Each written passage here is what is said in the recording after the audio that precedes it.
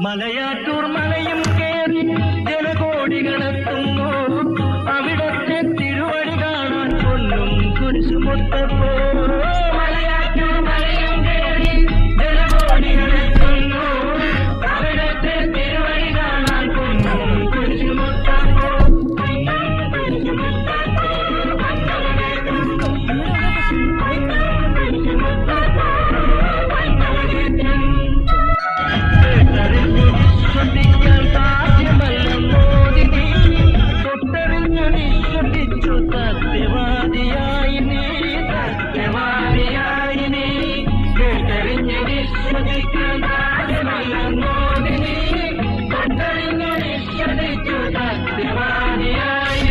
Correct.